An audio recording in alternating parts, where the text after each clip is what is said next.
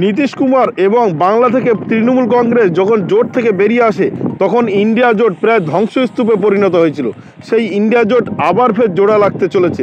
কি করে জোড়া লাগছে, কোথায় কতটি আসন সমঝোতা হচ্ছে, সব বিস্তারিত জানতে পারবেন। আপনারা দেখছেন top Barasat news YouTube channel. Rahul সহ কংগ্রেসের হাইকমান্ড ইন্ডিয়া জোটের গাড়ি ফিরিয়ে আনতে সক্রিয় হয়ে উঠেছে, যা একসময় লাইনচ্যুত হয়েছিল বলেই মনে করা হচ্ছিল। তার প্রভাব এখন ইন্ডিয়া জোটের আসন ভাগাভাগি সূত্রে দৃশ্যমান বলেই বলা চলে। 3 রাজ্যের বিধানসভা নির্বাচনে পরাজয়ের পর পিছিয়ে পড়ে কংগ্রেস। ইন্ডিয়া জোটও ভেঙে পড়তে শুরু করে এবং স্থগিত নীতিশ কুমার চলে যান বিজেপিতে।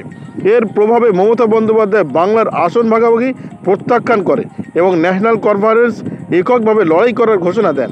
কংগ্রেস ও আম আদমি পার্টি ও সমাজবাদী পার্টির সঙ্গে আলোচনায় পৌঁছতে পারেনি।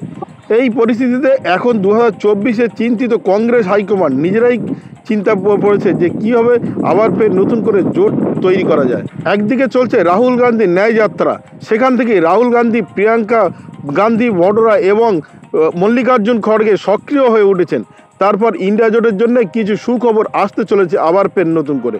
কখনো কখনো কংগ্রেস 80টির মধ্যে 20 থেকে 22টি আসন দাবি করছে, কিন্তু অখিলেশ 17টিতে দিতে প্রস্তুত ছিল। কংগ্রেস ও মুরাদাবাদ ও রামপুর দাবি করেছিল, কিন্তু অবিলম্বে জোট ঘোষণা করার নির্দেশ দেন রাহুল গান্ধী। মল্লিকার্জুন খড়গে নিজেই অখিলেশের সঙ্গে কথা বলেছেন। শেষ পর্যন্ত প্রিয়াঙ্কা অখিলেশের দেওয়া 17টি আসনের মধ্যে মাত্র 2টি পরিবর্তনের কথা বলে জোট চূড়ান্ত করা হয়েছে। যে কংগ্রেস এমপি বিধানসভা নির্বাচনের এসপি 4টি আসন দিতে প্রস্তুত ছিল না, তারা কেবল উত্তরপ্রদেশের 17টি আসনে রাজি হয়নি। খাজুরাহো আসনটি এমপিকে দিয়েছে, অর্থাৎ কংগ্রেসকে দিয়েছে।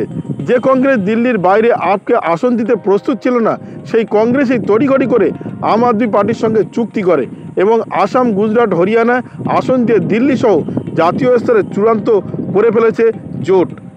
রাহুলের সাথে কথা বলে এই পুরো চুক্তিতে গুরুত্বপূর্ণ ভূমিকা পালন করেছেন মল্লিকার্জুন খড়গে। তবে পাঞ্জাবের দুজনেই পারস্পরিক সম্মতিতে আলাদাভাবে লড়বেন।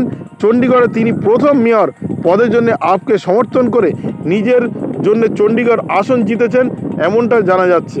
অন্যদিকে পশ্চিমবঙ্গে প্রায় 5টি আসন ছাড়তে পারে, এমনটা আলোচনা চলছে পশ্চিমবঙ্গের ক্ষেত্রে। জোটের ভবিষ্যৎ তলানিতে যখন ঠেকেছে, সেই কারণেই লোকসভা নির্বাচনের আগে বিভিন্ন রাজ্যে আসন সমঝোতা নেমেছে কংগ্রেস। রাজ্যে তারা কটি আসন তৃণমূল কংগ্রেসকে ছাড়বে তা প্রায় পাকা করে ফেলেছে। চূড়ান্ত পর্যায়ে পৌঁছেছে আলোচনা। বৈঠকের পরে আপাতত সিদ্ধান্ত প্রায় 5টি আসন ছাড়তে চলেছে তৃণমূল কংগ্রেস, কিন্তু এখনও পর্যন্ত সেভাবে রবসূত্র না মিললেও চূড়ান্ত পর্যায়ে পৌঁছেছে, এমনটা জানা যাচ্ছে বিভিন্ন সূত্রে। রাহুল গান্ধী চাইছেন পশ্চিমবঙ্গে কমপক্ষে 6টি আসনে লড়বে, কিন্তু প্রথমে তৃণমূলের পক্ষ থেকে তাদের 2টি আসনের প্রতিদ্বন্দ্বিতা করতে বলা হলে পরে অবশ্য শোনা গিয়েছে কংগ্রেসকে 5টি আসন ছাড়তে পারে।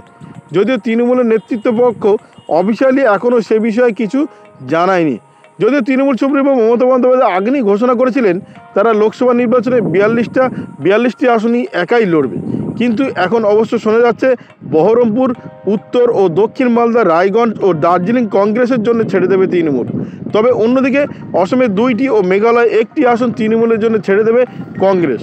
কিন্তু অতীতে বাংলার 5টি আসনের পাশাপাশি পুরুলিয়া সহ আরও 14টি আসন দাবি করেছিল কংগ্রেস শিবির, যদিও তাদের এই দাবিকে মান্যতা দেয়নি তৃণমূল কংগ্রেস শুধুমাত্র এই 5টি আসন ছাড়ার বিষয়ে নিয়েছে। এখন দেখার বিষয়, আগেই চুক্তি হয়ে গিয়েছে যে পাঞ্জাব, দিল্লি, উত্তরপ্রদেশ এবং বিহারেও কিছুটা এগিয়ে গিয়েছে জোট প্রক্রিয়া এবং বাংলায়ও জোট প্রক্রিয়া এগিয়ে, অন্যদিকে তামিলনাড়ুতে জোট প্রক্রিয়া অনেকটাই এগিয়ে গিয়েছে। এখন দেখার বিষয় চূড়ান্ত ফলাফল লোকসভা নির্বাচনে পাওয়া যাবে, কারা জিতবে। ভিডিওটি আপনার কোনো প্রকার উপকারে লেগে থাকে অবশ্যই লাইক, কমেন্ট, শেয়ার করবেন। সেই সঙ্গে চ্যানেলটি সাবস্ক্রাইব করার অনুরোধ রইল। সবাই ভালো থাকবেন, সুস্থ থাকবেন।